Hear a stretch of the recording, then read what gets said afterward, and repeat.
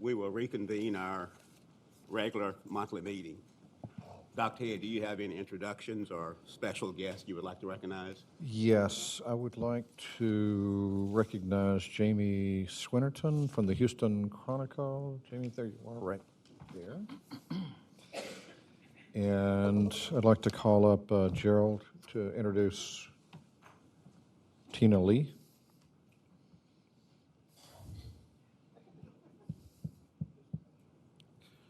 Tina, you have to stand up and come up there. Good evening, Dr. Head, Dr. Smith, members of the board. It's my pleasure to introduce Tina Lee. She started as the Vice President of Administrative Services at Lone Star College, North Harris in Houston North about 3 weeks ago, and we're very excited to have her. She has 28 years of experience, and many of that is in the Texas Medical Center, and she's had positions as Vice President in support areas and procurement, and she's also the Senior Vice President there. She has experience working with the hospital with some of their FEMA-related issues and securing millions of dollars worth of bonds, and so we're really, I'm happy she's there because I've been acting VIPAD since January, and she has a degree from LeTourneau University and an MBA from Abilene Christian University. She actually came back after selling her own real estate company because she wanted to fill her spirits, and so she's somebody who's definitely talented and committed, and I think a great addition to the Lone Star College family. So Tina? Yeah. Thank you, Dr. Napolis and Dr. Head and all of the members of the Board of Trustees. It's a pleasure to be a part of the Lone Star College family. I have the great opportunity to serve both your newest college, Houston North under Dr. Wright, and the oldest college under Dr. Napolis. So when I interviewed, I was told that I would be in a very unique position, and I have learned that it is truly a unique position, but it's one for which I am extremely excited and glad to be on board. A lot of talented people are here, and so I'm glad to lend my hand to help advance the mission, and I welcome the opportunity and thank you again for it. So we And just, go ahead. You know, one of the things that I really admire, I normally have to tell the individual to get up and say something, and you did it automatically. So, so now, did you get some coaching before this? I'm sorry. Did you get any coaching on this before? I have to be honest. Yes, I did. No problem.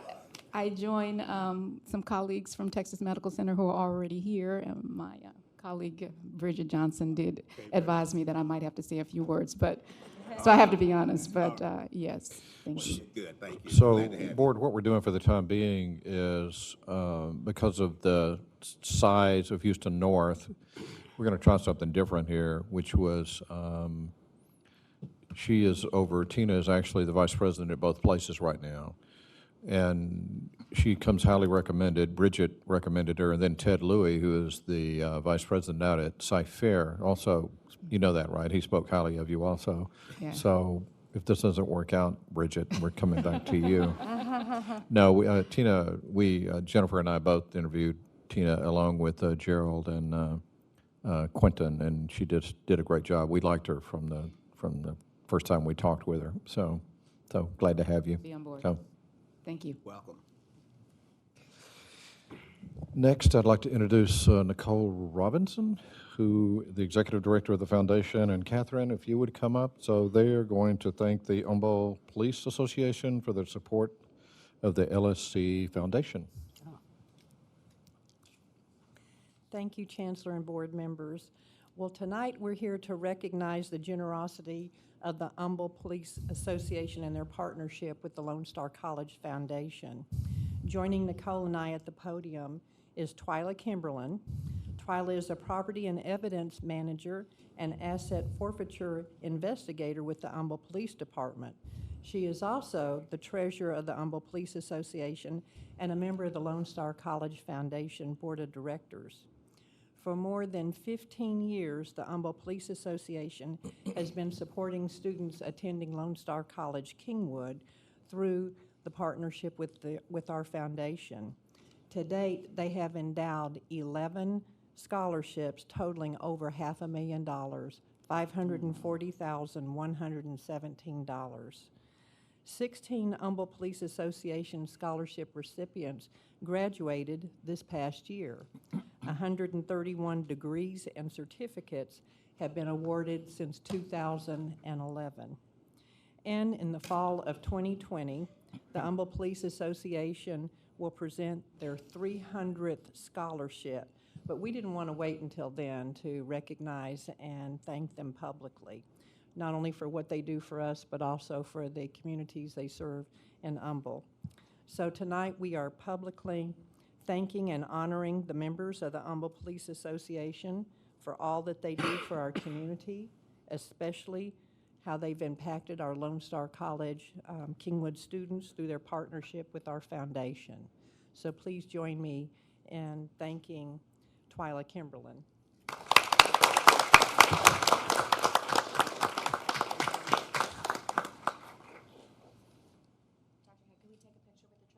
Mm-hmm.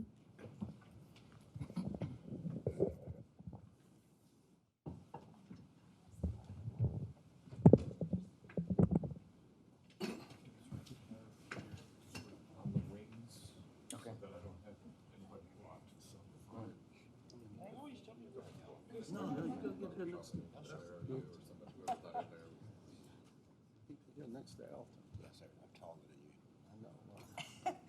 I'm better looking than I know.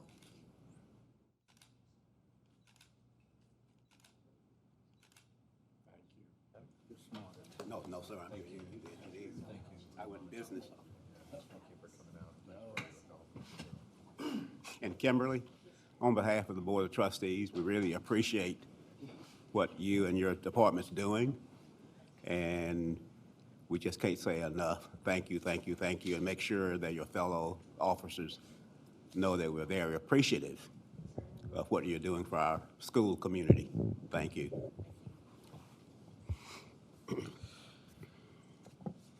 Okay, I'd like to call up another Nicole Bolton, if you would come up, please. And Nicole is the Director of Client Relations and Communications for Office of Technology Services. I got that right? Office of College Services. But Okay. Who will introduce the Chancellor's Faculty Technology Innovation Grant winners. thank you.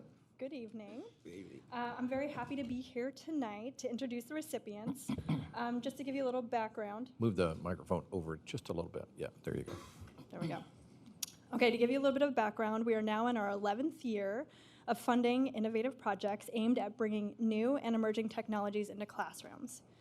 The purpose of this grant is to spark innovation in the classroom with the goal of increasing student success, academic and workforce program quality, and forming partnerships while allowing our faculty to pilot new ideas without the fear of failure. So I'm going to introduce the recipients, and I'm going to ask them to rise while I speak about them. From LSC Sci-Fair, we have Yi-Hung Wang and Jared Kamen. Unfortunately, Jared could not be here because he's teaching tonight. And they were awarded for the proposal, Piloting Engineering Capstone Senior Design Course at Lone Star College.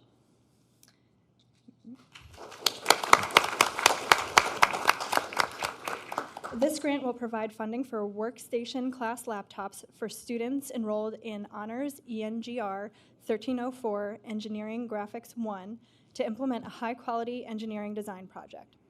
Modeled after senior capstone design projects from four-year universities, this project will be integrated into a second-year engineering course at LSC Sci-Fair.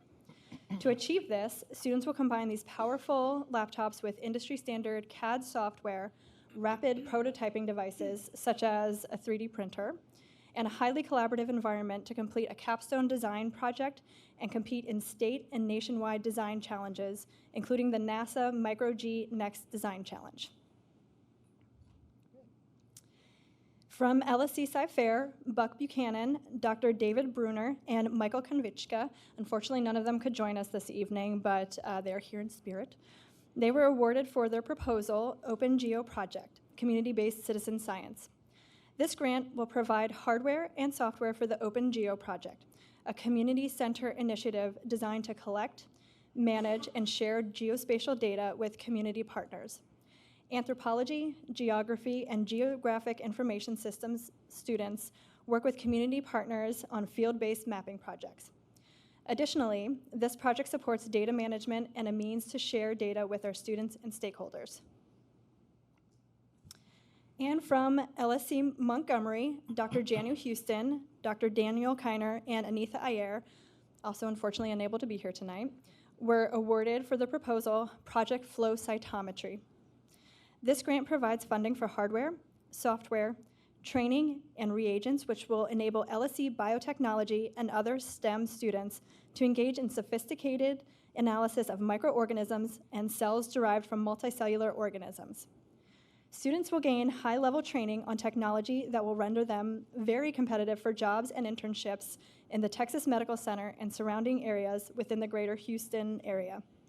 Lone Star College students and faculty will be positioned to make original scientific research contributions and share these contributions with the world via publications in scientific journals and/or presentations at professional conferences. And from LSC North Harris, Richard Owen and Catherine Puno.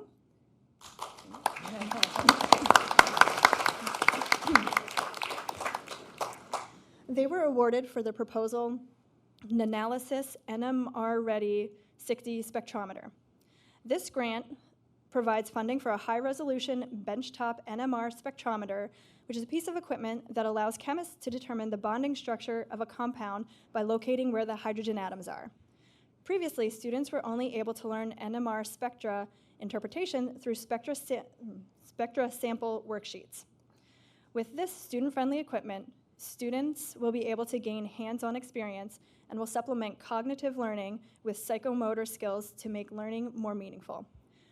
Currently, the team is designing an experiment in which students will determine an unknown chemical based on the NMR spectra they see.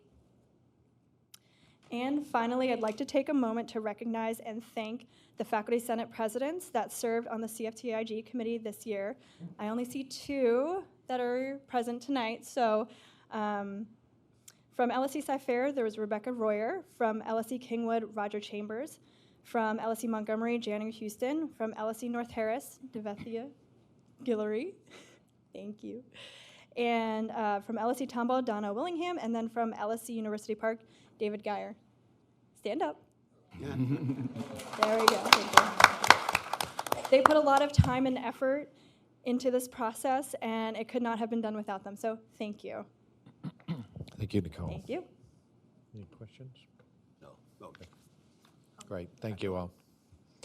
So just so we're clear, the other faculty senate presidents are in San Antonio at a statewide conference on pathways with some of our other presidents, Quentin, and Rebecca.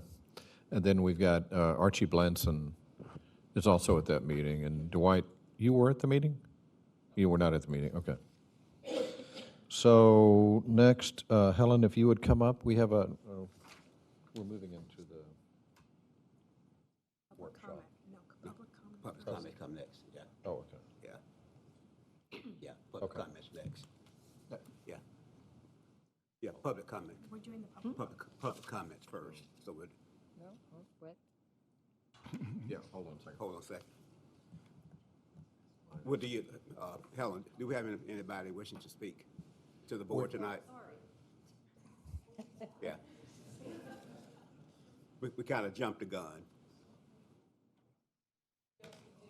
Oh. Okay. Yeah.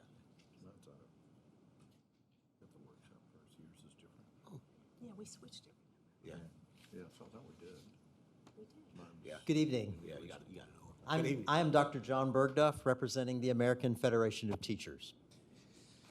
In the 1990s, Lone Star College Kingwood, then known as Kingwood College, undertook a significant change on a personnel issue. For a considerable time, the college had been outsourcing its custodial services to a contractor, and the relationship was not really working well. Custodial work is hard. I should know. I put myself through college for a period of time working as a custodian at Lazarus Department Store in Worthington, Ohio. I have vacuumed a lot of carpets and cleaned a lot of toilets. I worked for a services company to whom the store had outsourced their cleaning needs. The company treated me reasonably well, but out on the floor, I definitely knew that I was an outsider. I remember feeling like I was invisible to the regular Lazarus employees, and even more so to the customers. So over my whole teaching career, I have always felt a special kinship with the folks who clean the buildings. This was true when I was at Kingwood, and I knew that the custodians felt that same sense of being outsiders that I had experienced at Lazarus Department Store. Dr. Head was president of Kingwood College at that time, and he made a decision to bring those services in-house. The college actually hired many, if not all, of the custodians who had been cleaning our buildings for the contractor and made them Kingwood employees. The change in how the workers felt about their work was remarkable. They all got new uniforms with the green Kingwood College logo, and they expressed how proud they were. They were now part of the team. The most amazing thing is that the buildings were immediately noticeably cleaner and neater. The custodians had been diligent workers all along, but the buildings were now their buildings, and making them shine was now a matter of personal pride. I tell you this story because, as you know, in the 20 years that have passed since then, outsourcing has become a mainstay of American business. That has certainly been true here at Lone Star College. Over the years, several of our colleges have re-outsourced cleaning services, for example.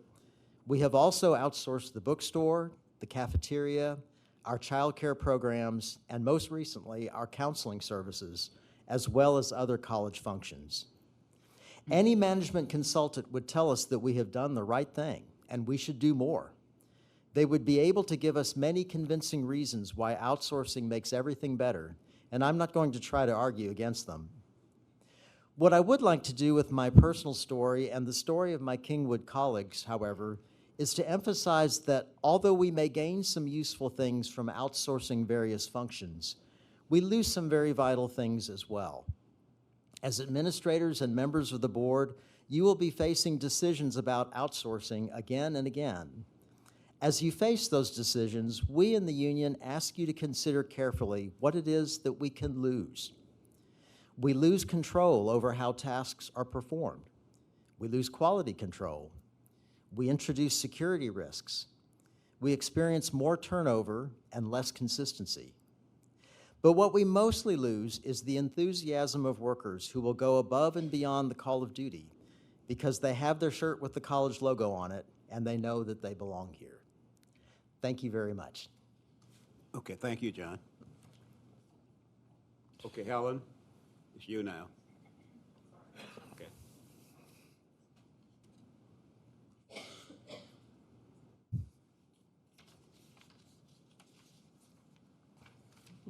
Chair Smith, members of the board, and Chancellor, thank you so much for allowing us this opportunity to give you a marketing and communications update, which we have not done for quite a while with the board.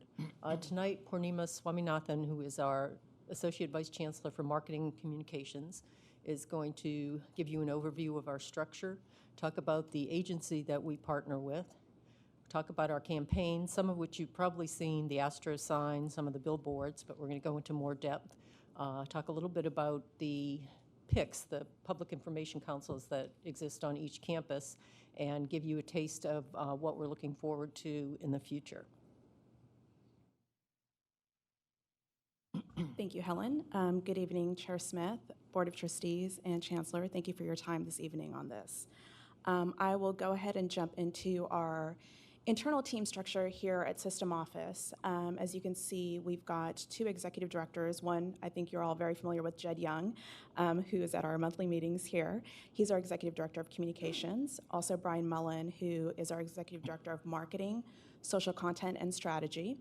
In addition, we have a few managers, one over marketing, one over publications, and one over media relations, who you are all very familiar with, Bill Van Rysdam, who is also here at our monthly meetings.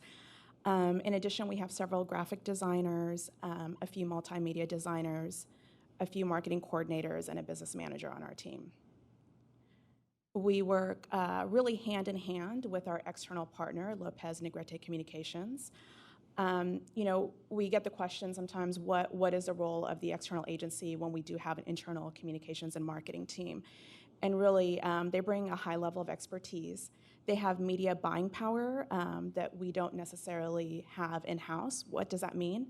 They're able to negotiate critical media buys, TV, radio, billboards, as well as the added value that comes with them. In addition, they have a sports marketing arm, professional sports partners. They're able to negotiate these great partnerships that we have in the community, one with the Houston Astros, and then also Live Nation is another one. That's the Live Nation concert series with Cynthia Woods, Mitchell Pavilion.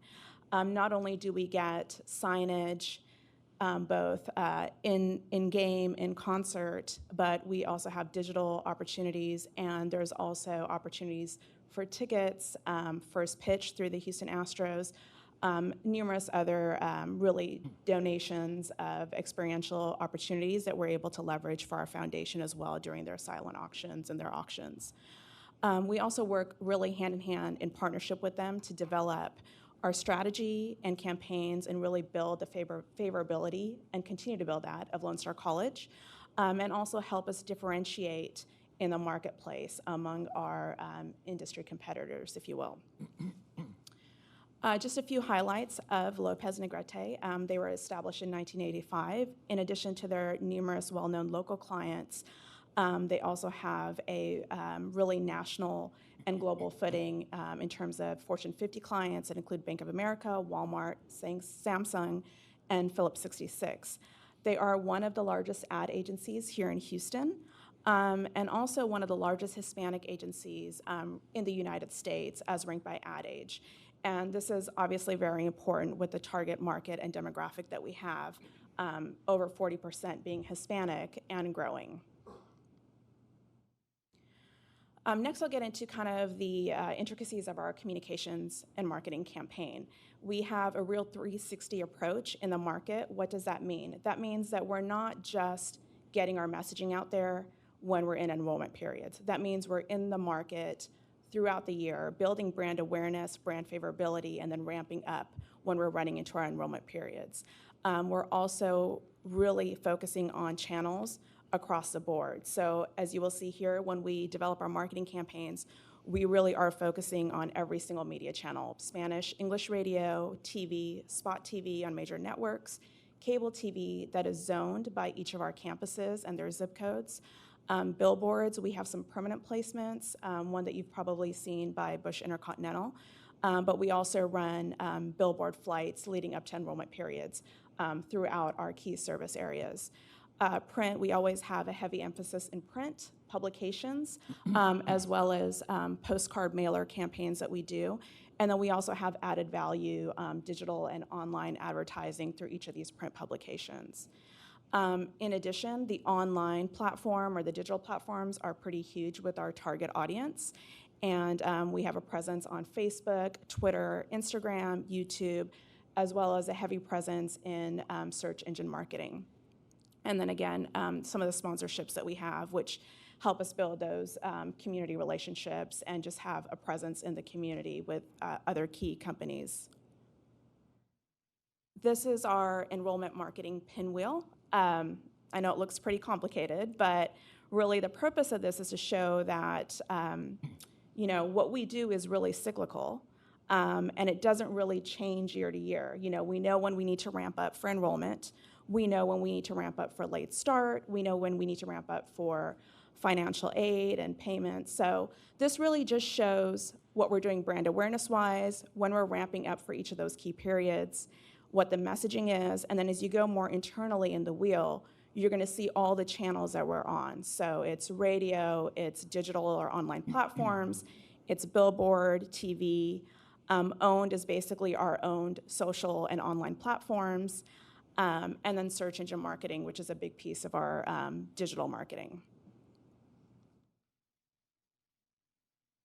Our target audiences, we really reach a large number of audiences. When you think about what we do, typically your mind just kind of goes to, okay, it's a potential and current students.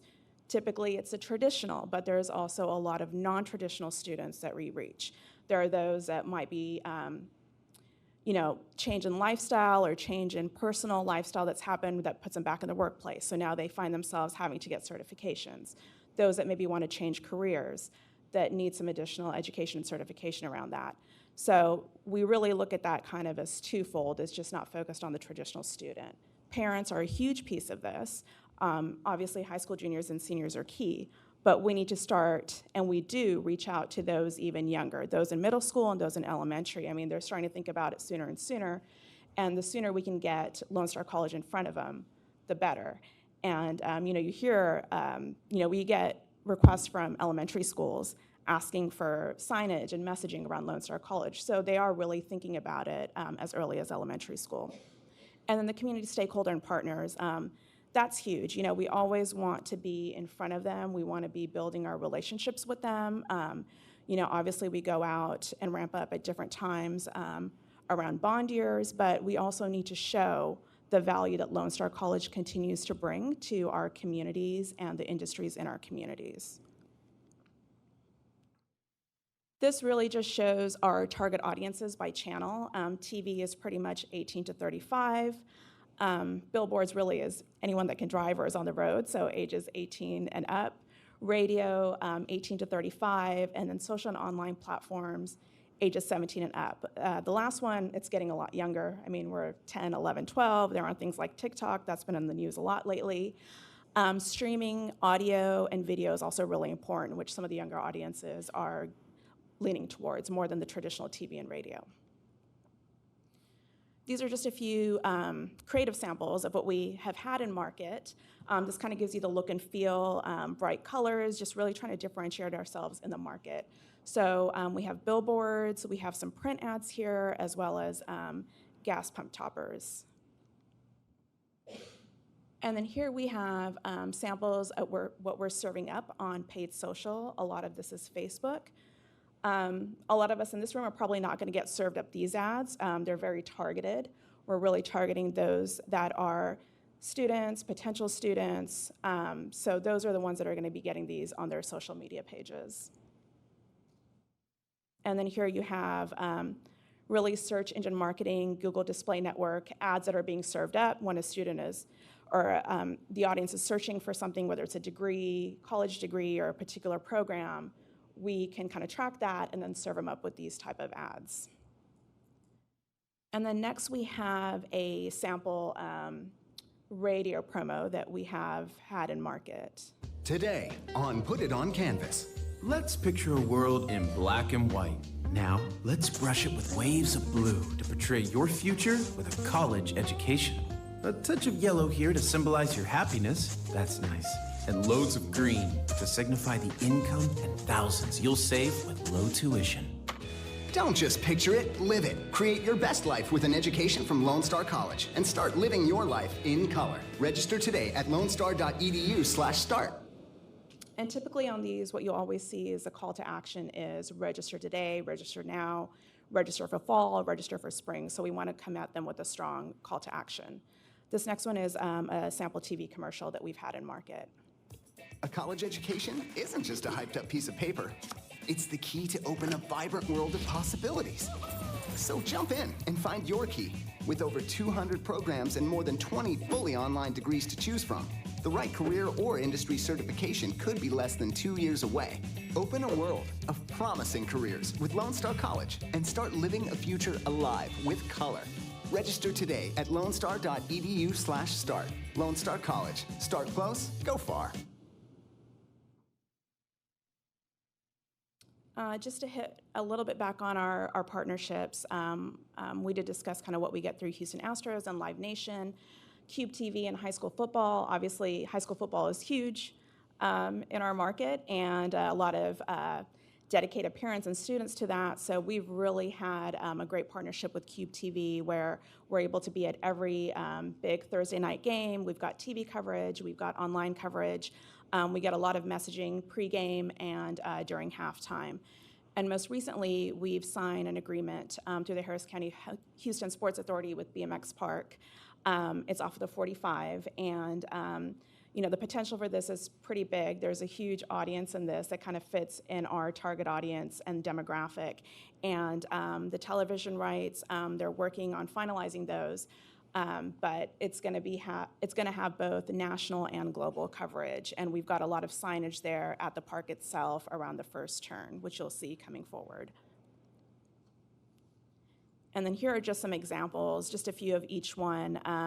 The signage that we get at home plate. Each of these provide us with experiential marketing, so we're able to have booth space and tabling space and really talk about Lone Star College and our programs at various events. And then some of the opportunities that we have through Cube TV, we have ambassadors there at every game, experiential marketing, and obviously the signage on TV and on the scoreboard. I know this has really focused on kind of what we're doing at System Office, but the efforts at the campus from a marketing and college relations perspective is huge. They do a lot. They're very dedicated. They have strong teams that support events that are happening on campus, but also more specific marketing and advertising in and around their campuses and centers. We do work very closely together. We have monthly meetings where we discuss strategy, channel distribution. We want to make sure that we're not oversaturating or duplicating what we're doing, but basically working hand in hand in our efforts. We speak through their best practices, any challenges that they have or gaps where we might be able to step in or the agency might be able to step in and basically close some of those gaps. And then we also make sure we're sharing our assets to ensure that we have a cohesive, creative look that's across the whole system and anything that we're putting out in the marketplace. Now, these are just a few quick examples of some of the great postings that each campus has done on social or through influencer marketing. They're obviously doing much more than this, but we had, in the interest of time, just to do a sample from each. And then in addition to what you've seen in our campaign approach, this 360 approach is what we will continue to do in the market. Coming up, we want to do more of influencer marketing, something that Houston North and North Harris have done and tested. And what is that? It's basically tapping into local influencers, celebrities, or social influencers to basically carry our message on our behalf. Some of them have gone to Lone Star College or go to Lone Star College. It's really folks who are going to resonate with our target audience. The testimonial approach is huge and something that each of the campuses has expressed a lot of interest in. Some of them are already doing it, but let's get our students to tell their stories, our staff and faculty to tell their stories, and really tell the story of Lone Star College. It's going to resonate a lot more in that peer-to-peer influence and have a lot more impact than just a general advertising or marketing message. And then finally, about spring 2020, we're hoping to have our marketing and data dashboard completed here at System Office.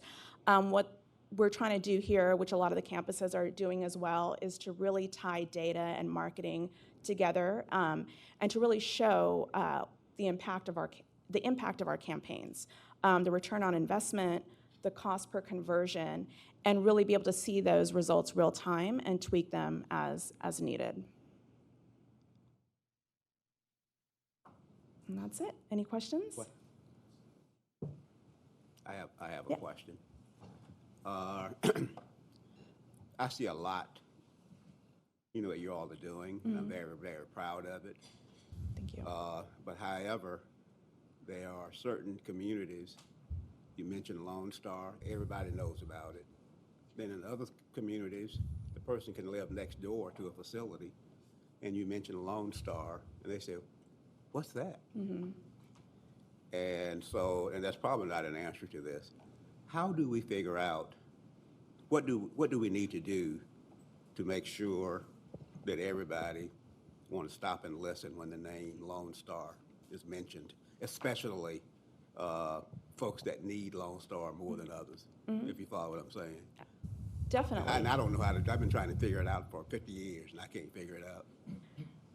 So this marketing plan and campaign is always going to be fluid. It's not like we've got everything in market and we've achieved. We obviously haven't, because there are communities that don't necessarily know what we do, everything that we do. We've been having discussions around just the centers, and they're great facilities, and they might be around the corner from a center, but what is that? What's in there? What is it going to do to benefit me? So we are certainly having more targeted conversations around that, because while we have kind of the umbrella messaging, we still need to continue honing in on every campus and every center. We're in a really beneficial situation that we are able to have these great facilities. And that's one of the things we talk about, is highlighting what they are, where they are, and what they offer, and continue to build that awareness. And it's not going to be necessarily on some of these channels. Some of this might be more grassroots, right, where we're getting in front of them at different community events that make sense. So it's really continuing to hone in on those audiences and those communities, and to ensure that we are delivering messaging in the way that makes sense to them. So it's an effort that we continue to talk about and discuss, and it's one that's not been perfected, clearly.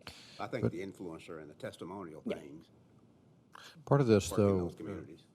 part of this, I've asked Archie Blanson and Jamie Posey to come into the next meeting we have. So this is kind of the marketing piece, but then we have enrollment management piece, which is tied into the marketing. It's all kind of connected, but so we're going to be sending out, I think before it's over with, we'll probably have several 100,000 pieces of literature going out to remind people of enrollment. So this is the marketing communications piece.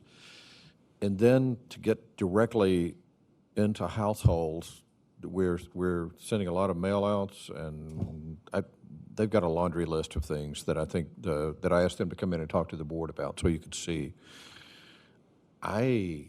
When I take a look at this, I'm really impressed with what marketing is doing, and I know that they are, even though I've got the same issues. Yeah. Every time they do something, I'm going, well, my neighbor didn't know about it, or I don't know about it, or I didn't see it, even though they remind me that a lot of this is not directed at me, like social media is not directed at me, I've got that. Or the radio stations. If it's not on Bloomberg, I'm probably not listening to it, or NPR, but, so it's a big effort on our part. I mean, this is a really good report, though. Thank you. Trustee Good, you had a question? Thank you. Uh-huh. So I have a very specific question for you, okay? I've been very interested in the development and expansion of food pantries on the campuses and at the centers. And it came to my attention that one of the needs that they had were reusable bags or something that could be available to students to discreetly take their food home. And I sent that up the food chain and said, hey, this looks like something good for marketing to work on. Can you give me any kind of an update on where we are on that, if anything's in the works? Well, we always have, if you could see our office space and the storage that we have, we Lots of always. swag? A lot of swag, yes. So yes, that's always in the works. Okay. We have numerous bags in place that we have in inventory. We've gotten some that are probably a little more fitting to that request. Good. But yeah, that's the perfect opportunity. And to your Right. point, you don't want it to be, the students that are coming in for that don't want. Hey, I had to go get food from the food pantry. Exactly. So the chances are most students are going to walk around with something branded Lone Star on campus anyway, and it makes Exactly. perfect sense. Yeah. Good. So We'll- more to come on We'll that. follow up on that because Quentin or somebody told me, you guys, we did some of that already, right? Good. I just want to make sure it's Yeah. available at all the campuses. I thought, unified message, unified look. That's a great question. I think Yeah. almost all our campuses have food pantries or cupboards. And so what we wanted to do was to provide something of a convenience to promote Lone Star College, but not necessarily promote that they were getting the cupboard. So we wanted Absolutely. to empower them. Functionally, also, it allows us to know how much we give people food, and then it also is an opportunity for them to use it to carry books and Yep. other things. So it's not going to necessarily promote food pantry, but Right. it's going to be convenient and show off Lone Star College. Are we giving the students, though, have we not, I know that we have at Back, one yes, place, sir. Yes, sir. just at North Harris, so, I can only speak for North Harris, sir. oh, okay. We'll get information, we'll follow up on that, okay, thank you. Great job. Thank you so much for what you do All right, and your thank you. staff. All right. Great Thank you job. for your time. Keep up the good one work. more Oh, question? I'm sorry. Oh, I'm sorry. Go ahead. You can't see me, I'm sorry. Could you go, do you have the ability to go back slides? Could you go back to the I'll try. Let's see. Yeah. Okay. creative campaign slides? Sure. please? Was it the commercial or the actual just static images? Okay.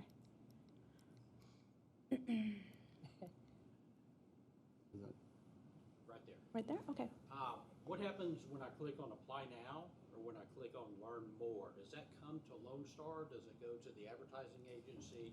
What's the follow-up? Who Yep. gets it? What do we do with it? Yeah, all of this, whether it's through us in-house or through agency, is always going to go to a Lone Star branded housed page. So that way we have mechanisms to track our digital campaigns to see the impact that they're having, the click-through rates, and then also who is going to actually apply. So right now, what we would call a conversion on the Apply Now is those that are clicking on that and it takes them to the Apply Texas page. Obviously, that's not a true conversion, but it is to the extent that we're able to track that, to show that as a conversion for that marketing campaign. Learn More is the same. If it's program specific, it's going to take them to that specific program page. Or if it's just a general Learn More, there's a page it'll take them to where they can get additional information or fill out like a Tell Me More card, basically. We have the ability to follow up. So if someone clicks on one of those on a Monday or Tuesday and they don't complete it, if you will, what do we do? We're gonna give that job to you. Good question. We do have the ability to follow up. We are working more closely and continue to do so with Jamie Posey and team, just in that tracking mechanism. We're trying to get it all basically feeding into one place, if you will, right? So we are able to track that journey, and we can basically reserve or retarget based on the interest that they've shown if they haven't followed up all the way through. So in the next meeting, we'll have probably the answer to that question in more detail, because Jamie Posey is the Associate Vice Chancellor. She's responsible for enrollment management right now, which is the connection from this to what actually, the students actually entering into the college. So, so we'll make sure that she addresses that. So, good question. Cold outside tonight, so if I look up a coat for the next 5 weeks, I get pop-up ads about coats. Yep. You know, Yeah. you know, just thinking That's what we do in marketing. Not always fun what happens to you, but it's great from a marketing perspective. Be careful what you look up. I've been on the board a long time, and this is the best presentation on the marketing and Thank you, thank you. It's a huge effort. Jed and Bill are here in the back of the room. There's a larger team and agency support, and obviously the campus support. So it's a huge team effort. I'm just representing. well done. Thank you. Well Thank done. you. Yes, very good. All right, thank you.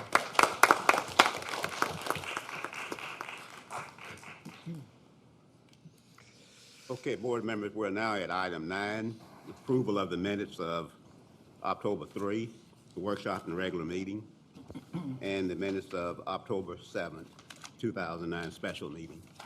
May I have a motion? Go. Yes, sir. Go. After the motion, discussion, please. Yeah, oh, absolutely. Second? Okay, it's been moved and properly second that we approve both sets of minutes.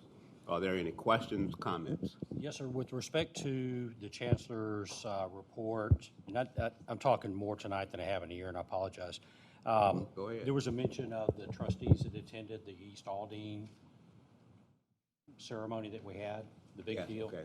And only 2 trustees were mentioned in the comments, the chancellor's comments, but many more were present. So I don't know if that is worth noting or not. Okay. Does that make sense? Yeah. So either you mention 2, or you mention all, or you mention none. I'll go back and, okay. Yeah. Yeah. I don't recall that, but yeah, I don't okay. either. I had it pulled up, but it Yeah. timed out on me. It's in the minutes? Is Yes, that sir, what you're under- saying? Let's see, here we go. We dedicated the LSC North Harris East Aldine Center on September. It was attended by 250 guests, including Dr. Smith, Trustee Murillo, and then you go on. But Vogt was there, I was there, Linda, were you there? Yeah, Linda was Okay. there, so. Yeah, we will adjust the minutes. That's what we're talking about, right? Yeah. Okay. Yeah. Good job. I don't Thank show you. up to much, but like credit when I do. How's that? Oh, yeah, I can understand that. I actually thought I mentioned that at the last meeting, but maybe it didn't show up in the meeting, but we'll get that straight. Okay, all right, thank you. So I'll, Okay, so we'll make a correction. Do you want to amend the minutes, or do you just want to put them in tonight's minutes? We'll put it in tonight's minutes. We can put it in tonight's minutes. I have a procedural question. It's my understanding we have a motion to approve both sets of minutes on the Yes. same motion. Yes. But I need to abstain from one and support the others. So how do Okay. we do that in the same motion? Well, you Just can't, separate well, we can't do that in the same, Yeah. motion, so I need to separate it in that case. Thank you very much, Linda. You're welcome. Okay, let's start over then. So what we'll do first then is the minutes of the regular October the 3rd meeting and workshop. May I have a motion? So moved. It's been moved and properly second that we approve at least the workshop and the regular meeting of our board. Linda, Mike Sullivan, and Ken Lloyd were not here for that particular meeting. So there's only two of us. I agree. Passed, okay. All right, okay, now we need a approval of the minutes of October the 7th. Wait, Lloyd, let's Yeah. go back and make Okay. sure we do this correctly. Okay, We have to have, who is voting and well, who's present and voting? it's two of us. Okay, well, I think what you should do is, I think you can approve the minutes when, even though you were not here, you can still, unless somebody has a concern with what's in there, just go ahead and have people vote on them so that you can actually have a vote, is what I would suggest. Well, I thought historically, if people that weren't here, I think people can decide that they don't want to participate because they weren't at the meeting, but I think they can vote, even if they were not here. so why are we separating the two? Well, now we don't have to, now that we don't have, Yeah, so that's what I'm realize we don't confused have a on, so, quorum. So yeah. just go ahead and do it separate, because we've made a motion and a second. So those in favor, I'm not trying to take over your Oh, deal. well, no. Well, I'm confused now because what we did at first, and then we said, don't do it that way. Well, because I think that Linda didn't realize that we weren't going to have the ability, we wouldn't have enough people to vote on it. Because if you take out the number of people who were not here, you can't vote on it. So just go ahead and vote on it. Even though they're here and they just choose not to? Yeah, you vote? can abstain. Oh, they could abstain, Well, okay. and that would justify the number? It's those people, we have to, whether it passes is those voting and present would be, so how many people are present and voting? If you're going to abstain, then it doesn't go into, so do we literally only have two We people who only are have present? two people that were here at the meeting. Okay, and those are the people who want to vote? That's my recommendation. The two people that were here And at the. Mario's shaking his head, he's not happy. Okay. Mario, what? Mario, what do you say? We want to make sure we do it right. All we need is one other of the Yes, sir. You have to have a minimum of at least 3 of you have to vote for it, or else the motion doesn't pass. It has to be a majority of the quorum that's present, is my understanding of the rule. And so we only have 2 of the people that were actually present Yeah. are here. So somebody who's here that wasn't at that meeting needs to vote for the minutes. Correct. Got it. vote in the affirmative. All right, let's go then. Correct. Okay, on the workshop and regular meeting of October 3rd, all those in favor, vote by the, showing your hand. Show your hands. So it's all 5, okay, all right. The next one. The next one is approval of the minutes of the October 7th special meeting. May we have a motion? So moved. Second. second. Okay, it's been moved and properly second that we approve those minutes. All those in favor, vote by a show of hands. Oh, okay. Motion passed. Boy, that was complicated. Okay, thank you. I'm not real And sure. that's just the minutes. I'm not real sure now. I know what the rules are on Well, that. the rules are, yeah. well, Okay, let's move on. This is- Okay, Mr. Chancellor, you now have a great opportunity to tell us about meetings that you've been to, conferences, campuses, visits, and et cetera. Okay, so we had the groundbreaking at LSC Houston North, Fallbrook Center. This picture here is the little paperweights that we gave away. So we had 180 people there. We had just a terrific ceremony over there. And in attendance for this one, let me make sure I get this right. Dr. Smith was there, and Trustee Lloyd was at the meeting, and I think that was the only two. Next slide. Oh, Oh, yeah, Ernestine was there, yeah. oh, Yeah. good, That's okay. a good way to. So this is who was, Ernestine Pierce, sorry, and, Trustee Sullivan. We'll get this right. Oh. And so we had 4 trustees there, sorry. We have a lot of meetings these days. So Mayor Turner, Picture each time. Mayor Turner talked, and U.S. Congresswoman Sheila Jackson Lee and Pastor Mike Pender talked. It was a really, it was very inspiring, I have to say that. And so did Jarvis Johnson, Representative Jarvis Johnson. So it was a really positive, very positive groundbreaking. And then we will open the center.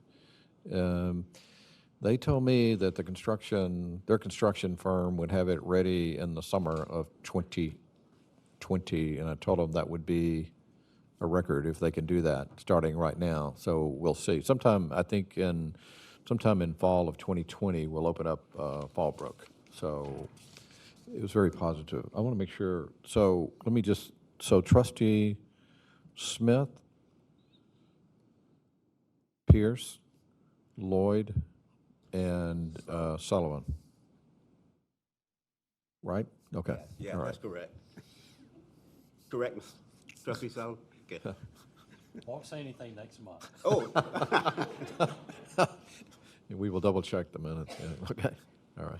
That's it. Thank you. That's it, oh, yeah, okay. Okay, thank you, Dr. Head. Dr. Kesvalary? They're going to be much easier on you, Doc. We're going to be much easier on you. Oh, okay, all right. You be easy on us then.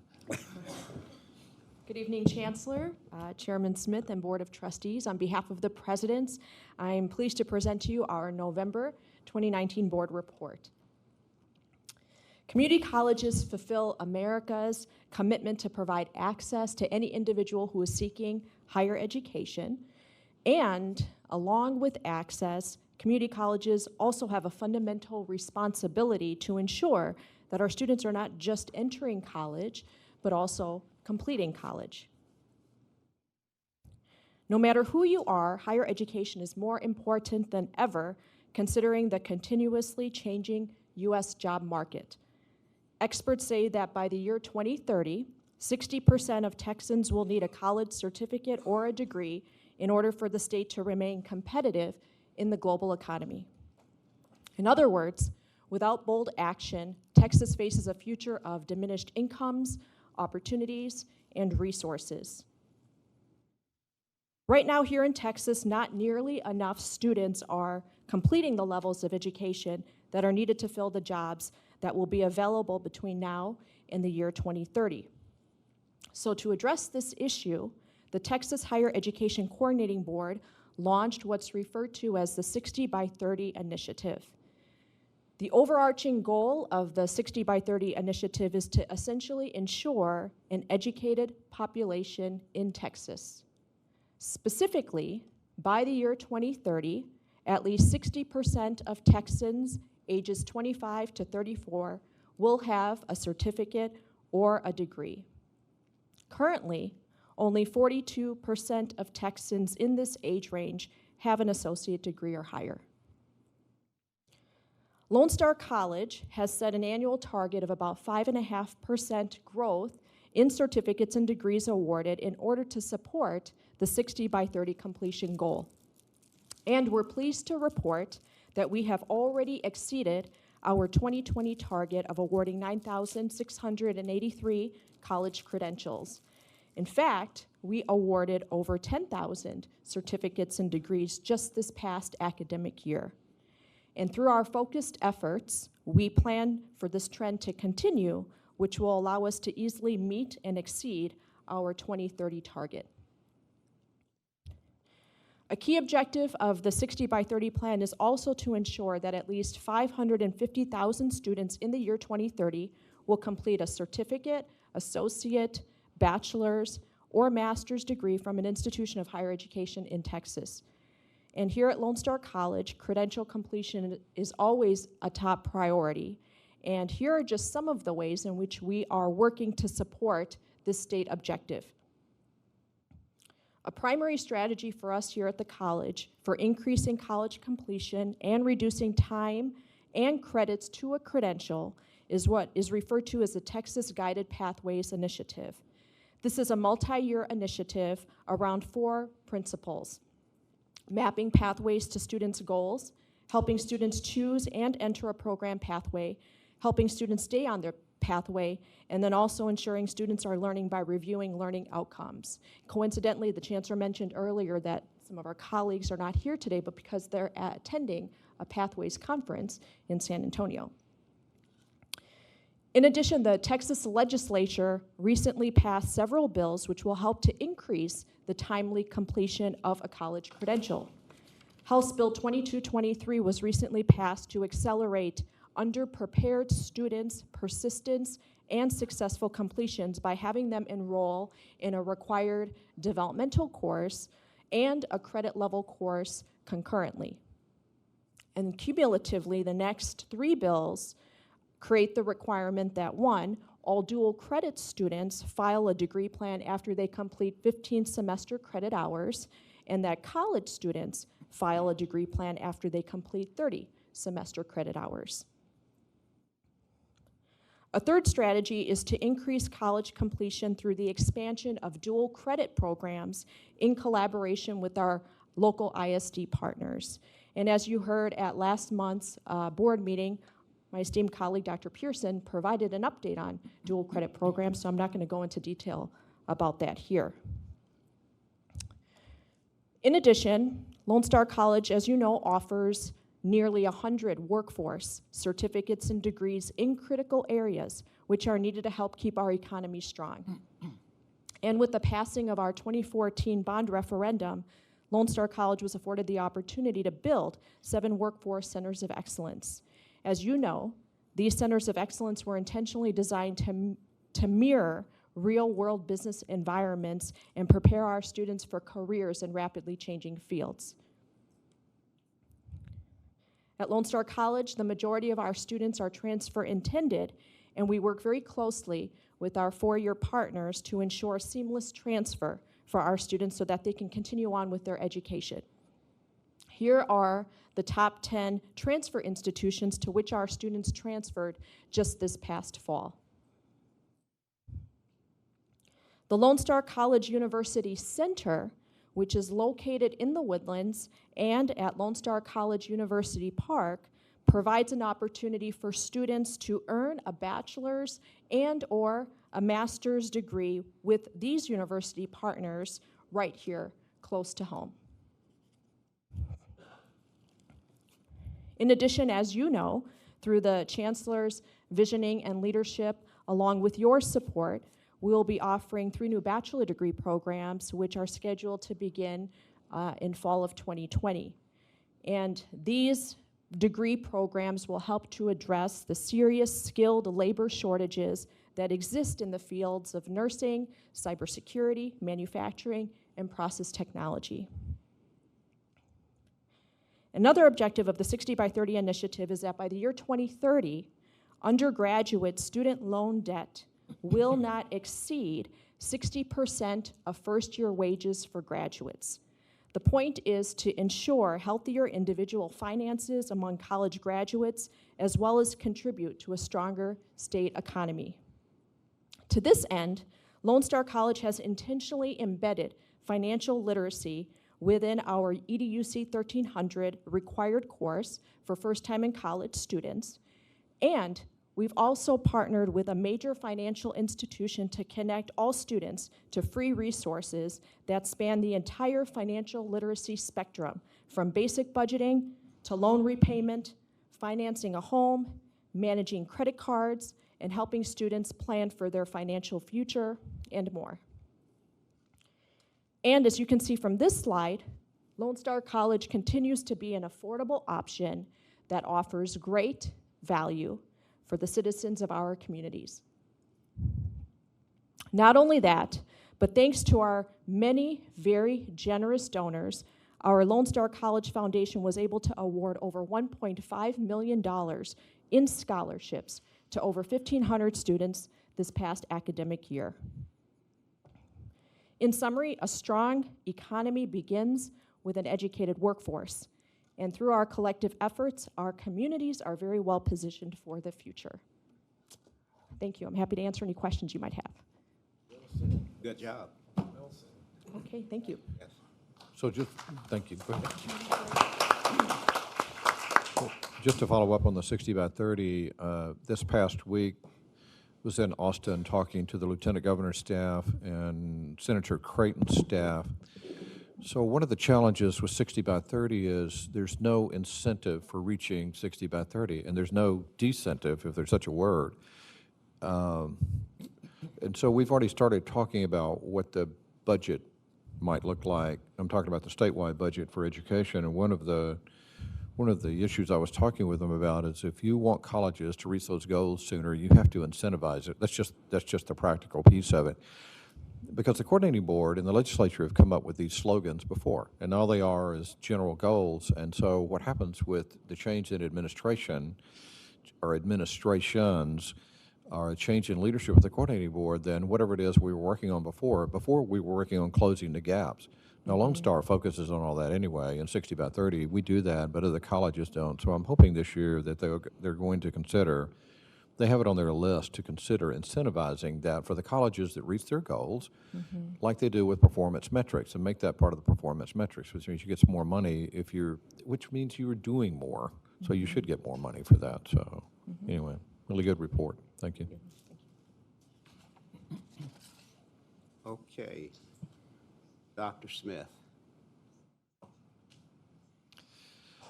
So I've asked Dr. Smith to come up and introduce Katie Caruso. Katie is the Executive Director Associate Vice Chancellor of the Honors College and International Programs. So tonight she's going to talk about international programs. So. All right. Thank you. Good evening, Chairman Smith, board members, Chancellor Head, Lone Star College, colleagues, and visitors. The Houston metropolitan area is recognized as one of the most diverse communities in the country, with the international background of many of its community members contributing to the diversity. Consider that 1/3 of Houstonians older than 5 speak a language other than English at home. More than 145 different languages are spoken in Houston, placing Houston just behind New York and Los Angeles for the number of different languages spoken in a community. Nearly 1 in 4 Houstonians are foreign-born. Many of the companies operating in the Houston area do so throughout the world. Lone Star College is also viewed favorably by officials in other countries as an institution that provides excellent programs and facilities. During this year, representatives from Ghana and Saudi Arabia have visited Lone Star to discuss possible collaborations. On November 20th, a delegation from Qatar will be visiting Lone Star to discuss collaborations with our oil and gas and technology programs. Supporting Chancellor Head's vision for international education, Dr. Catherine Caruso, who is the Associate Vice Chancellor for Honors in International Education, is providing leadership for the many initiatives supporting student learning in international education. Dr. Caruso will now provide an overview of international education at Lone Star College. Dr. Caruso. Thank you, Dr. Head, Chair Smith, members of the board. I'm excited to share a snapshot of some of our international education work here at Lone Star. So it's important to note that we have approximately 3,000 international students on various visas, including F1s, who are attending Lone Star College. And these students are spending approximately $7.3 million in tuition and fees each year. These students come from 100 countries represented on all of our campuses, and our top senders are Mexico, Venezuela, Vietnam, El Salvador, Honduras, and India. I wanted to point out that lately when I've been going to international conferences and I'm attending I would typically expect to see international officers or directors of international programs, what I'm seeing is actually enrollment management people at admissions, because this is an important area of education and a big demographic for 4- and 2-year colleges across the country. We want to make sure that when students come here that we treat them the way we want our family members to be treated when they go overseas and get an education or work and study abroad overseas. And to that end, we are very excited about the support we've received to make sure that we have international student advisors at each campus. They are working with international faculty fellows who are really doing very different international work on the campuses, but this, under a collective effort, is providing a comprehensive level of support for our students across the system.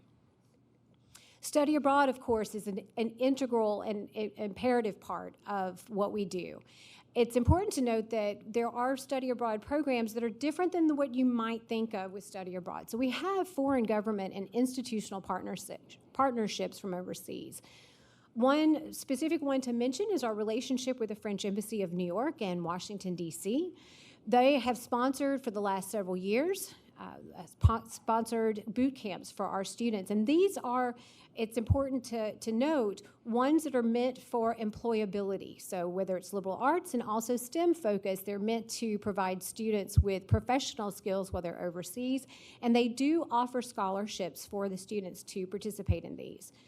They also, as part of these pre-professional programs, have a master's in engineering program. Now, this is a very high-profile French government-sponsored initiative, and they have chosen one student in the United States each year for the last 3 years to receive an education after an associate's, where they have intensive language training, pre-master's, master's work, and an internship at a major corporation, with everything paid, including insurance, housing, etc., all the way through their master's degree.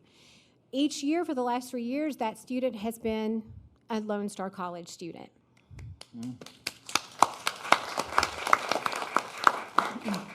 We're very excited about that. And they're talking to us all the time, and now they're doing ads and speaking French much better than I can, even though I grew up in Louisiana. So we also have a wonderful program with Taiwan, and so our Taiwan partners here in Houston, and Dr. Nutt is someone who helped us get that started. So we work with Fulbright, which, how exciting is it that our community college students get a Fulbright associated partnership where they go to Taiwan, they take Chinese language 1 at a university there, and actually one of the highest ranked universities there.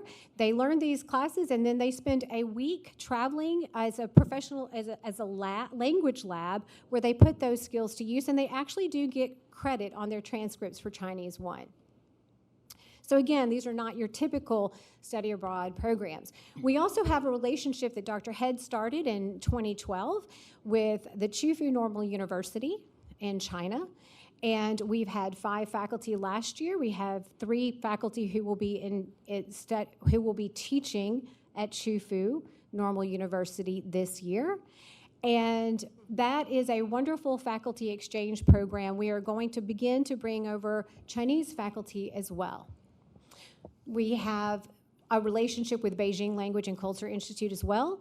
And we have gone beyond just sending our faculty there. Now our students, our honors capstone students, go, about 20 of them went last year and will go again this year for that Chufu partnership, and it go both to Beijing Language and Culture University and Chufu to spend 2 weeks over there and work with students. Chufu students for the first year came to Lone Star College, and so we're actually seeing student mobility go both ways, and it's a wonderful relationship as we're broadening those partnerships. Board, if you would take a look at the picture on the bottom left, those are the Chinese students. And so when we're doing this, and I don't care where we are, whether we're in China or Indonesia or pick a spot, students are students all over. And if you take a look at those students, you wouldn't, if you just saw them on the street, you wouldn't know where they're from. They're just students. You wouldn't know. No, And they they're love really- NASA and Kentucky Fried Chicken. Just will tell you that. So, and absolutely delightful. It's lovely to hear them speak and talk about, by the way, Dr. Head, now you've made me digress, but when one of the students was speaking at an event that we had where the students who came here were also working with our students who got over there and gave a speech, and the Chinese student said, we are going to go back and tell people in our country what Texans and what Americans are like. And they just were delighted by the experience. And you think about the implications of that type of relationship. It's pretty significant. Obviously, we cannot say enough about the gratitude we feel toward U.S. Congresswoman Sheila Jackson Lee and the China-United States Exchange Foundation program that has been going on now for 7 years, where 16 of our students participate in her program, travel to China, and go on industry visits, site visits, professional and cultural visits, and it's a wonderful program for them as well. And we'll be seeing the Congresswoman on November 22nd, where she'll get to talk to some of the students in person. We also are working on professional development in this area and study abroad. And we, as Dr. had mentioned about some of the other things that we do things that some colleges don't. And we are leading the Texas Gulf Coast International Education Consortium. And with that, we have a group of 7 community colleges. We work with them on professional development and on, they'll be participating in our International Education Biennial Conference, and it's a wonderful way for us to share ideas at the regional level. And then in addition, we get to what you may think of the normal, standard institutional study abroad and capstone trips that we have. But we're very, very strategic about these because we want access. So we don't want the same students always being able to afford study abroad, right? We want to expand access to students. So thanks to scholarships and also with a very intentional effort to establish relationships with universities overseas. So these students aren't just taking a tour at various hotels, but really going into dorms. That is helping us cut costs and really having a partnership-based model that is expanding access to more students. Internationalized curriculum. So it doesn't take us a moment to Google and say, what does industry need? And you will find that industry is asking for global understanding, cultural competencies, and you heard that in some of the previous presentations, actually. And this is for employability. So we know, and thank you for your support, because you obviously know that international education is not an add-on, but it is something that is going to help our students get that level of employability. To that end, we have internationalized curriculum, where we have faculty members who, as part of grants, can go overseas, develop courses, and develop study abroad. We have participation in National Model United Nations delegations. You've heard of these presentations before, and it's fascinating to see Lone Star College is, as one of our students, they are actually winning awards against colleges where popes go to school in other countries. So it's very exciting to see what we're able to do as a community college thanks to all the support we get. International designated courses. Now this is interesting. 79 instructors, 116 sections of courses that have had internationalized outcomes added to them. These are transcripted for the students, and again, this is part of what can help them with scholarships and employability. In fact, our students can have basically a minor in international studies, an area concentration, and this is something that we have now articulation agreements with University of St. Thomas. We have some other folks from across the country calling us and asking us to work on articulation because of these. And we also have an honors international studies track as well. And there's more. Community college leadership. How is Lone Star sort of setting the stage? Thanks to this wonderful collaboration. Our International Education Biennial, and that I just might happen to say is not this Friday, but the following Friday, so if you would like to join us. It's our 16th annual conference. We expect about 200 or more faculty and students from across the system to participate in this that has everything from professional development, how to support our international students, as well as academic presentations by our faculty who are sharing their knowledge. And we have student poster contest, And it's a very robust, wonderful experience. Members of the community also attend. Elizabeth Troval from NPR will be there to give the guest keynote. And if that were not enough, we are also hosting, thanks to a relationship Dr. Head has offered and developed, Community Colleges for International Development. I am currently serving as interim executive director. I think that may be why you wanted to introduce me that way a moment ago, Dr. Head. But for this is an international association of community, technical, and vocational institutions, 140 from 14 countries, hosted here at Lone Star. And this provides support and resources to internationalization initiatives. And we're going to be hosting an international conference in Florida this February. So these are ways that we are leading and setting the stage in international education. Here's how we know it's working. So again, you can Google, and we know that industries, corporations, they want our students to have this. We now know, and you can see from this is one example only, it's true, but we're seeing what's happening with our students getting this transcripted international experience. Of the 21 semifinalists of the very well-known Jack Kent Cooke Scholarship, we're second in the nation, obviously top in Texas.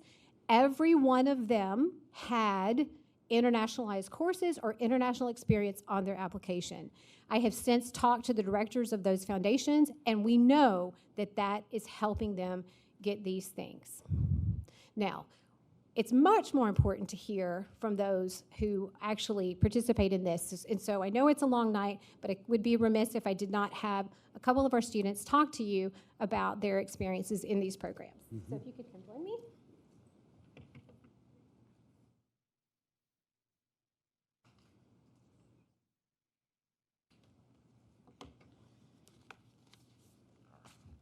Hello. Hi.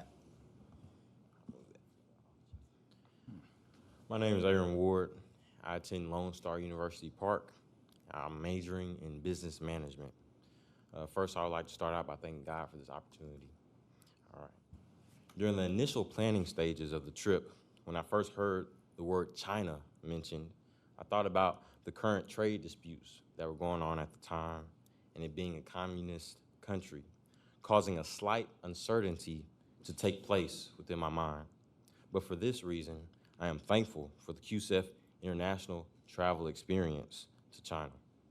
Because after 2 weeks of being immersed in the Chinese culture through interactive classes, but more importantly, through the interaction with the Chinese people, such as the babies on the bullet train, older individuals at the museums, and others while climbing up the Great Wall, it sparked a deeper respect for the Chinese culture, which then allowed those in China to respect our culture as Americans as well, inspiring myself and others who went on the trip to have a different perspective once we returned to the United States and heard the word China mentioned. Now understanding that people are people no matter where you go, as Dr. Head already mentioned. Are you the person that came up to me in the cafeteria? I was, yes, sir. So I was going through University Park to get food, and two students came up. He was one of them. I thought you looked familiar. Right. And started asking me if I was Dr. Head, and I said, yeah. And I thought, well, usually that's not a good sign when somebody asks me that, right? And so anyway, he was very complimentary of the international program. Started talking to me about all the experiences they had over there. So it's great. So it's amazing. So now we have a better understanding that people are people no matter where we go. In the similar instance, realizing that colleges aren't just colleges. Colleges are made up of people. Countries aren't just countries. Countries are people. And I assure each of you that an impact has been made on each of the individuals who have previously traveled across international waters because of you all's generosity, but more importantly, you all's vision for the future.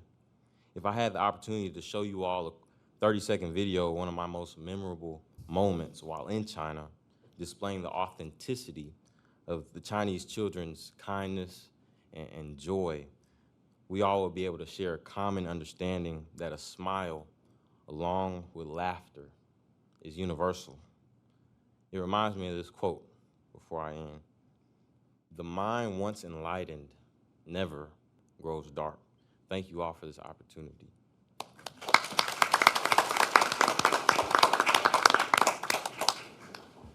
Hello, I feel welcome here today. My name is Jan Reyes II from Lone Star, Montgomery, and my intended major is chemical engineering. And I'm grateful that over this past summer, I was part of the FLOW program in Montpellier, France. And FLOW stands for Food, Living Organisms, and Water. And part of our curriculum is basically in food. We looked into how food was processed, dehydrated, and to preserve it. And then under the scope of the living organisms, we look into how beer and wine was researched and developed into undergoes through a fermentation process and the other sophisticated processes. And next is we also look into the water aspect of like engineering, and that we also figured out how like technologies like dams are designed to maintain the ecological balance of the ecosystem. And we also looked into the wastewater treatment plants. And I'm grateful again in that being part of this program, it really solidified my perception of what it takes to be an engineer and what to look forward to. And that I remember specifically in part of the food processing curriculum, we were at a site visit with my professor. His name was Professor Francois. And then he gave us a tour around his research facility. And I remember a specific saying that he mentioned to us as students that he was a professor, but most importantly, he was a researcher. And as we toured around, we saw like specific food processing and how it was really effective in their country. But then there was one specific project that his team was developing, and it was made out of wood, and it wasn't as sophisticated compared to the other materials that was present. And then I asked him a question, like, why would you guys invest time in making projects that is biodegradable and doesn't really apply to your current country? And he mentioned that he explains that their mission statement as a team was that they were wanting to develop technologies that was for third world countries, and that it was going to be sustainable, self-sustainable, and then people within the community would be able to maintain it without as much technical expertise. So with that in mind, it really shifted my sort of career focus in that as pursuing chemical engineering, I would want to be part of a research facility or lab with a focus in maybe like the 20 sustainable development goals, right? And then hopefully I want to be part of a team that is solving these modern problems, right? And then lastly, I've met a lot of diverse groups of peoples and professors, and being part of the curriculum, I've come to realize that there's so much more things I have to learn as an engineer, and that as an engineer, like learning will never stop. All right, if you guys have any questions, just let me know. Great, thank you.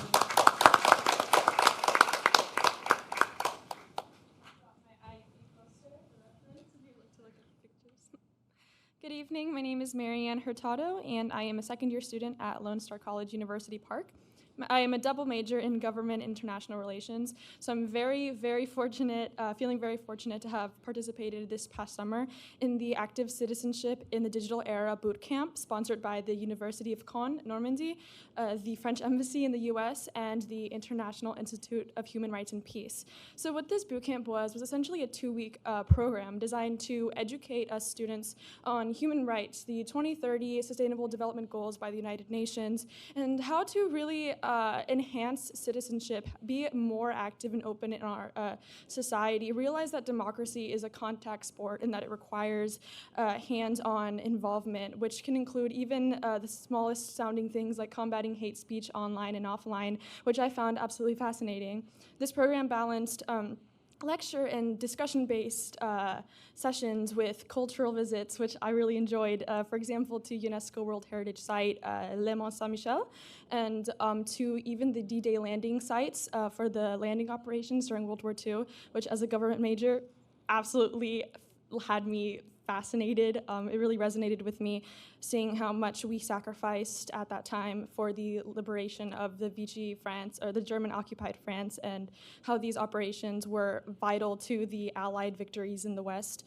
And so all of this coalesced to form an experience that was so incredibly unique, that really enhanced my global competencies. Now I can finally say that I'm actually feeling like a global citizen, right? And I can actually say as well that this opportunity actually, when I put it on my application for an internship at the mayor's office, really impressed them. So now I'm an intern at the mayor's office of Trade and International Affairs. And they ask me about it all the time, which I think is really cool. So Overall, on behalf of my peers and I would really sincerely like to thank Dr. Caruso and everyone at the campuses, Dr. Head, and all of the board members. Thank you so much for this incredible opportunity. I can definitely say it's life-changing, and without your support, we wouldn't be here today. So thank you so much.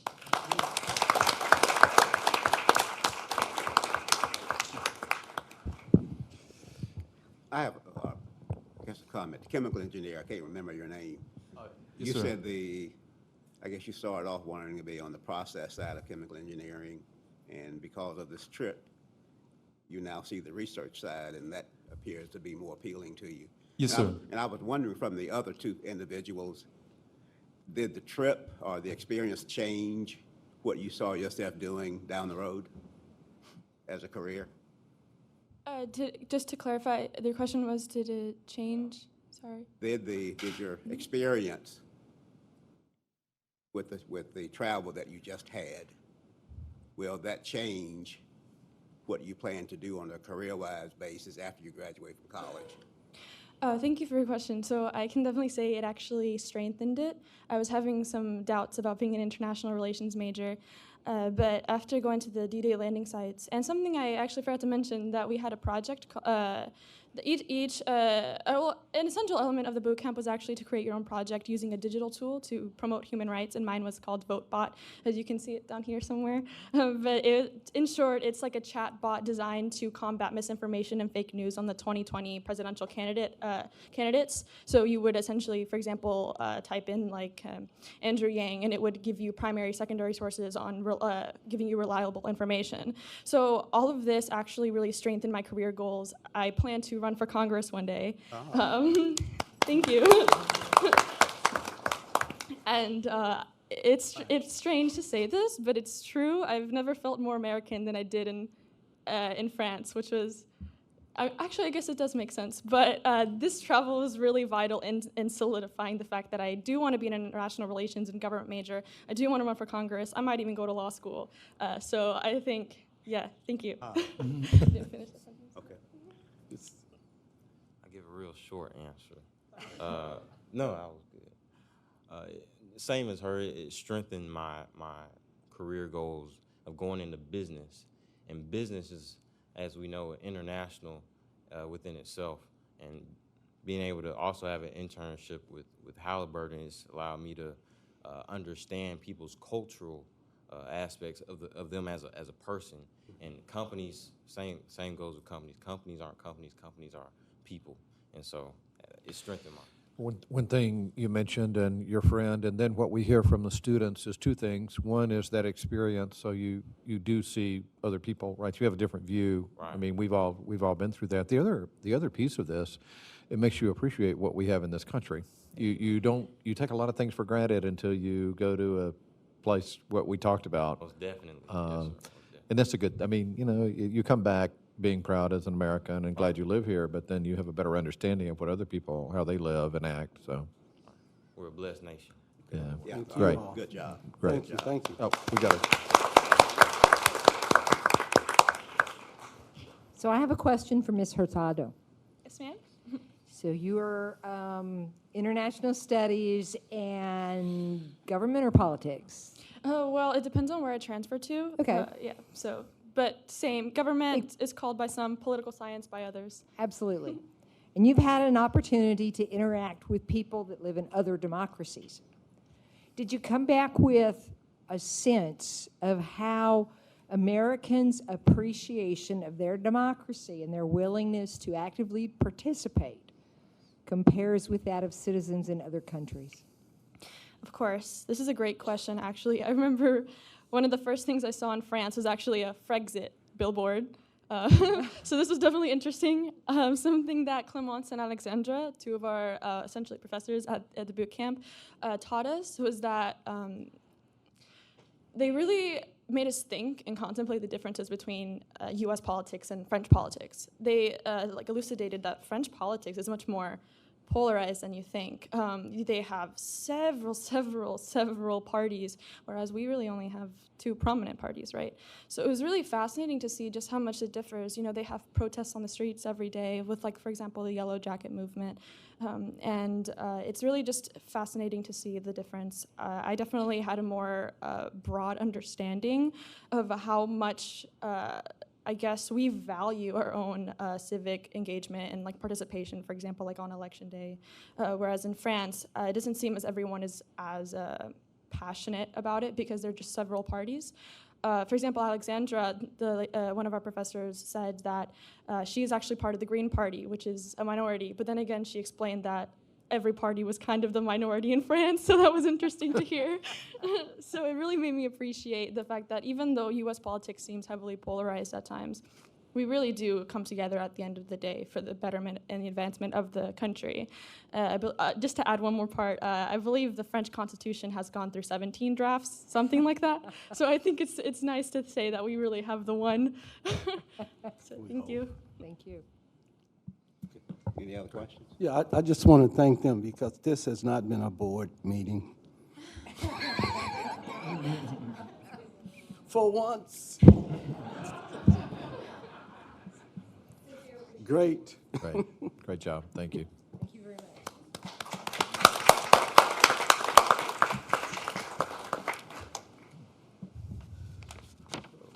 Okay, board members, you now have the opportunity to talk about meetings and conferences that you've attended, include campus visits.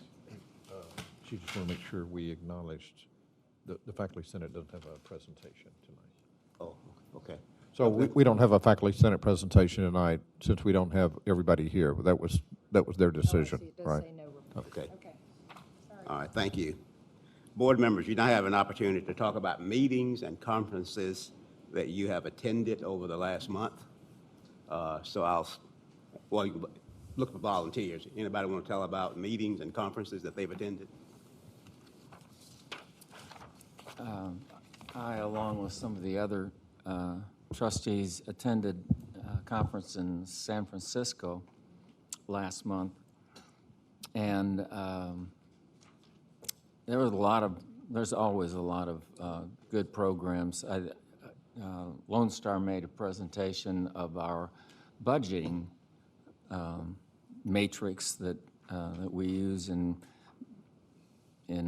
forecasting and making sure we have an understanding of what we have to do if things don't go as we plan them to.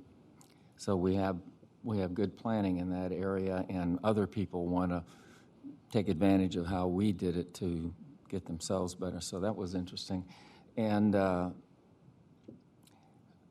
I attended one presentation of some very engaged instructors who worked on a program, a software program for presenting their expertise, and didn't catch the whole thing. It was an overflow crowd. I was kind of outside with a lot of background noise. So it was really hard to hear a lot of it. But some programs that there's always something that reminded me that there's always something else out there to. We don't have it all. There's other people are doing some really neat things too. So. But I'd like to look into that some more. That's. Anyone else? Yeah, with engineering background with numbers and analytics, one of the sessions that I attended had a 600% increase in enrollment in a 3-year period, and I thought it was very fascinating. There was another one, Building Bridges, Not Walls, where 2 community colleges looked at their strengths and their weaknesses and decided that rather than being adversaries, is taking advantage of each other's strength and exchanging what they could do for what was best for the students. See, there was one more. the arts, let's see if I can find it. But anyway, this one was, make it real quick. It was how do you get the older electorates to vote when it comes to raising taxes. And it was a great session, but it was actually the person that made that happen, they had to hire a professional firm. And I have to say that I think it cost them. But anything's possible, and I agree with Dr. Vogt. There's so much going on. Alvin Community College was there, and they had a session on how they're dealing with the guys coming out of prison in that Brazoria County. And I really thought that was great because my family is from Brazoria County, and Brazoria County is the home of Barbara Jordan. There's my family's grandmother's plantation is there, and all the prison farms have been there for years, and they actually named them after the plantations. But Alvin College has taken that challenge and said, hey, we're going to do everything we can to help these guys. And I think the last one that I attended was, California had this bill 708 where math and there's an easy path to get into college without going through the tough math situation. So that's working out pretty good for California. And then also the one that free college is not necessarily free college. Sure. And I thought that was pretty exciting. But I did have a chance to tour Germany this last couple of weeks, and I was just fascinated with their education system. I have two grandkids there.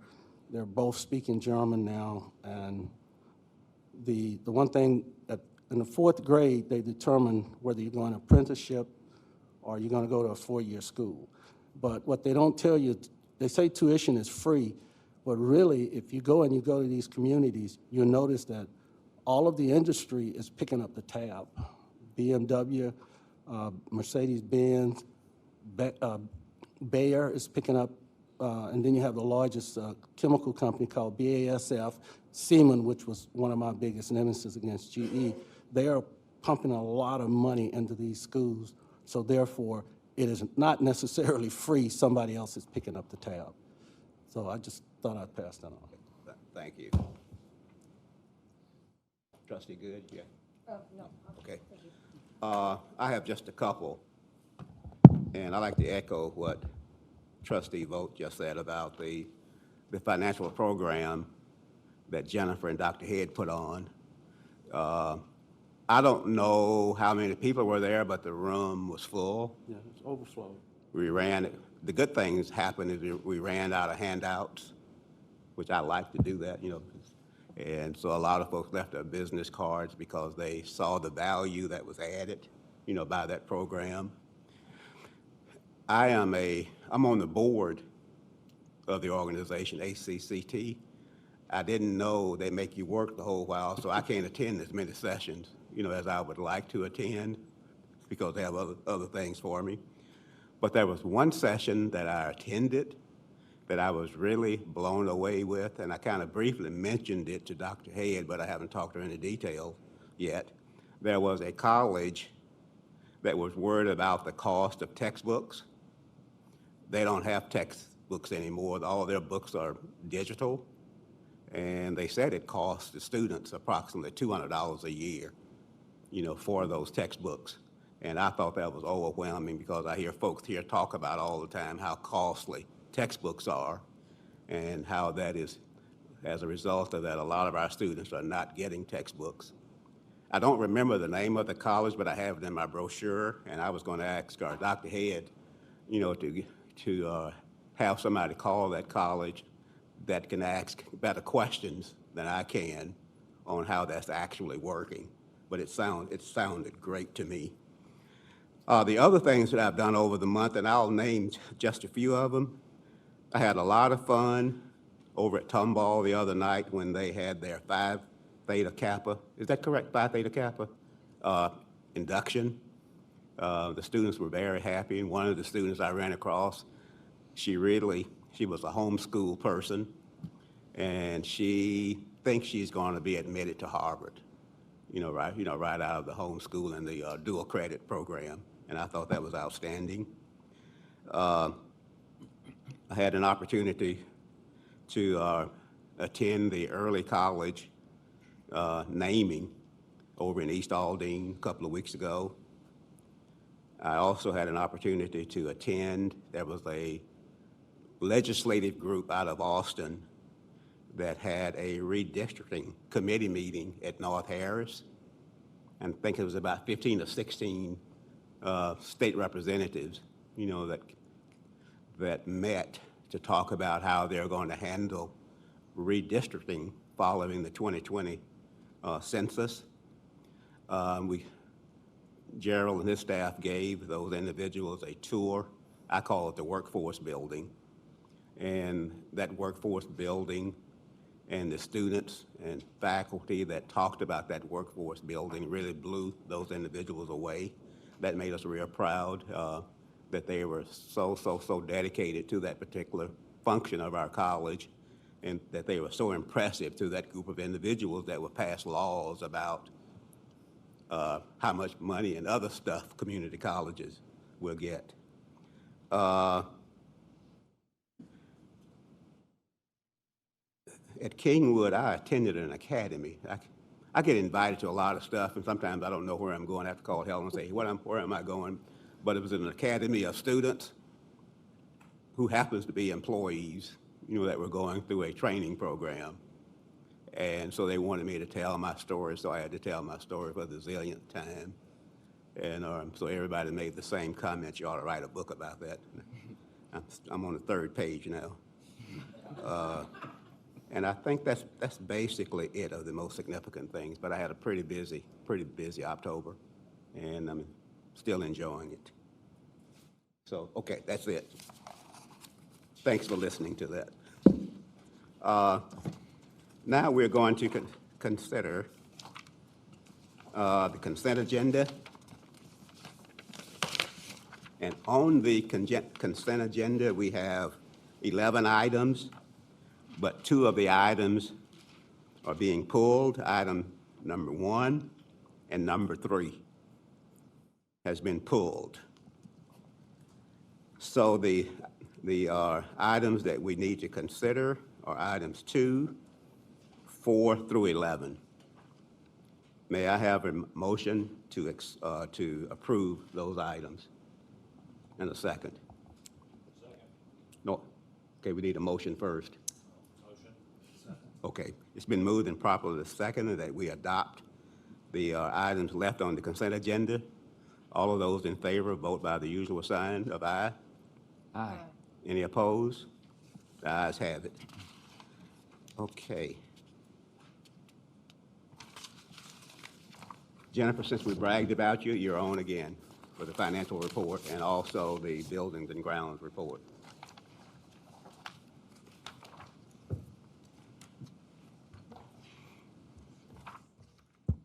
Thank you. Good evening. Good evening. Let's see. Ooh.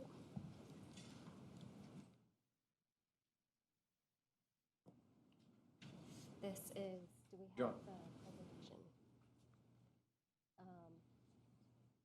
There's a monthly financial one that I had sent.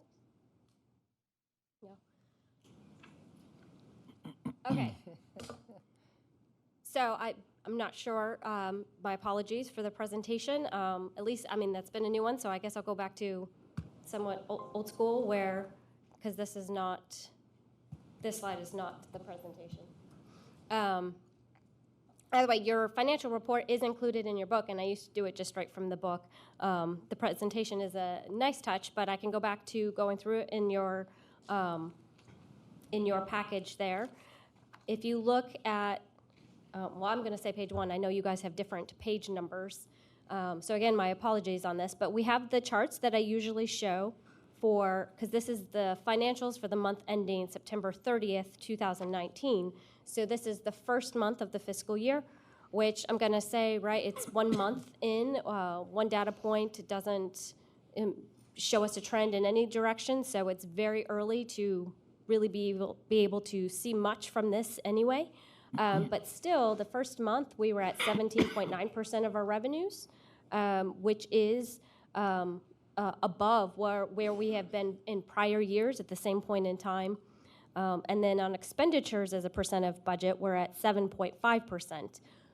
That also is slightly above where we've been in prior years.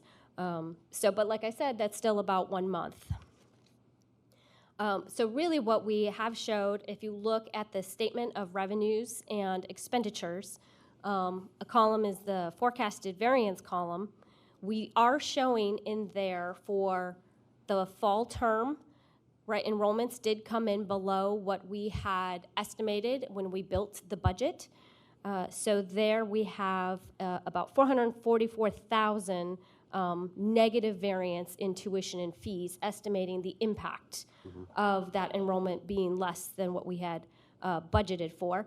But then you see the exact same amount offsetting that under expenditures, right? And this is how we've been operating for a bit now. When we fall short of what we've estimated in the budget, we immediately turn around and do the budget cuts across all areas to accomplish that. So we are offsetting already the negative variance.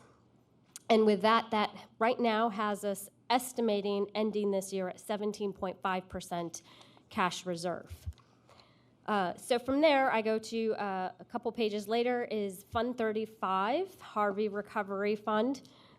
There we are at now at 49.8 million of expenditures. We are just shy of hitting 50 million of expenditures. We have 33.6 million of revenues that have come in. That's insurance. Insurance is about 11 million. State funds is 13.1 million, and then the FEMA funds. So that one was in my slide. So there we have collected since last month about another 25,000. So we've collected a little bit more on the FEMA funds, but we still continue to work that process. We now have another new project manager from FEMA. I've stopped counting how many we're on, but we're just going to keep working through that. So in total, we are at 33.7 million out of the 50 that we have spent so far. So that really concludes my financial report. Like I said, it's the first month of the fiscal year, so we're still early to start seeing how the year compares to budget. And then from there, on the building and grounds report, everyone has that in their packet, but I do want to note a correction on that report. There is a typo under the Hurricane Harvey project. The budget, we are missing a number that should say 52,553,603. It's missing a 3 at the very end. So that is the budget, and as I mentioned, we've spent just shy of 50 million so far. I do have about another 2 million still out there in open encumbrances. Some of that, right, when we do our contracts, we do build in contingencies, so we may not spend all of that, but that is still out in contracts as we close those out. So that's why there is that 2 million difference between what we've spent so far and the total project budget as we close out our contracts. But I needed to note making that correction on the grounds report. For those that haven't found it, it's on page 40 of your board book. So yeah, not sure what happened to the 3. I looked, the 3 was there last month. Yeah. Don't know. Thank you, that concludes my report. Thank you so much. Board members, any future agenda items? Yes. So, Mr. Chairman, I just want a point of clarification. So earlier when you said that you had pulled action items 1 and 3, I just want the record to accurately reflect that you meant from consideration, not for separate consideration, correct? So yeah, we just pulled them. Pulled from consideration. Right, all right, correct. But Mario, while you're still there, because this was on my mind, I thought you said 4 through 11, and I've been going through this. Did you say 4 through 11? Did you pick that up?